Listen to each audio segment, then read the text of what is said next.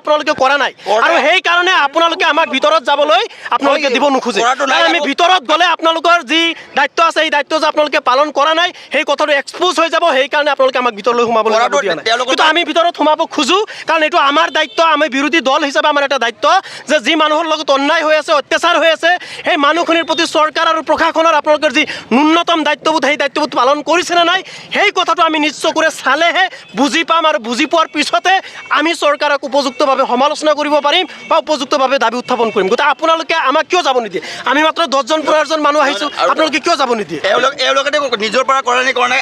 আমাৰ দলৰ পৰা আমি কৰিব খুজিছিলোঁ তথাপি ল'ব দিয়া নাই ইমান নিৰ্দয়ী এওঁলোক পানী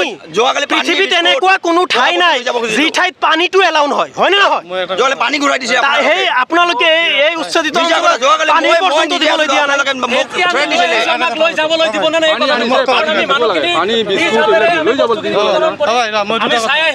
আমি চাবলৈ যাম আৰু আমাক যাবলৈ দিব লাগিব দুটা কথা কওঁ যেনেকুৱা আমাৰ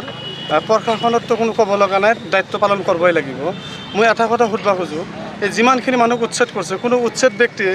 আমাৰ প্ৰশাসনক ৰাইজৰ পৰা কিবা অসুবিধা দিছে নেকি কোনোতো বাধা দিয়া নাই কোনো বাধা দিয়া নাই ছাৰ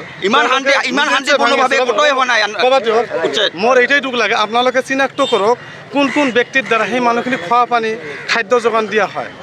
এইখিনি কৰিলে হয়তো মানুহখিনি সন্তুষ্ট থাকিব কোনো ব্যক্তি উচ্ছেদ ব্যক্তি কোনো প্ৰশাসনক কোনো লিডাৰক কায়ো অপমান কৰা নাই কৰিছে নেকি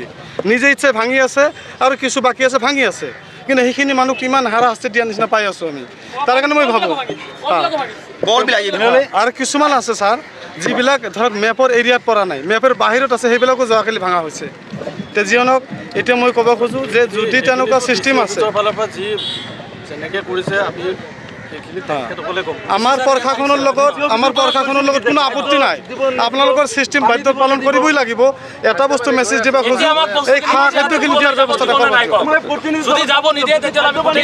গোটেই অসমৰ ভিতৰত কোনো জেগাত এনেকুৱা উচ্ছেদ হোৱা নাই একদম সহজভাৱে ইমান শান্তিপূৰ্ণভাৱে অসমৰ ক'তোই হোৱা নাই উচ্ছেদ তথাপি আপোনালোকে বস্তুখিনি আপোনালোকে হেৰি কৰক এটা প্ৰতিনিধি টীম লওক যে 5জন 10জন যাবলৈ দিয়ক বস্তুখিনি লৈ নিজে হাতে দি থৈ আহিম আমাক 10জন মানুহ যাবলৈ এই বস্তুটো সিলেক্ট কৰি দিয়ক বস্তুখিনি নিজে হাতে দি থৈ আপোনালোকৰ ওপৰ মজল কথা আমাৰ 10জন মানুহ আপোনালোকে 10জন মানুহ ভিতৰত সোমাবলৈ পাৰমিশ্যন দিব নে নাই কওক আপোনালোকে লাগে 10জনৰ পৰিৱৰ্তে দিব নে নাই 10জন যাবলৈ কওক যদি নিদিয়ে তেতিয়াহ'লে আমি ইয়াত বহি যাম আৰু গোটেই দিনটো আমি এনেকৈ প্ৰটেষ্ট কৰি ছাৰ এটা কামটা কৰক 10জন যাবলৈ দিব নে নিদিব এই কথাটো কওক আপোনালোকে মেজিষ্ট্ৰেটক মাতক নহয় আমি যেটা কাম কৰিব সেইটো ভাল কাম মাতি দিলে মানুহখিনি আমি ইয়াত বহি দিওঁ নালাগে বহিব নালাগে ছাৰ মেজিষ্ট্ৰেটক আপুনি ফোন কৰি 10জন মানুহ শ্লোগান দে আপোনালোকে যোগাযোগ কৰি থাকক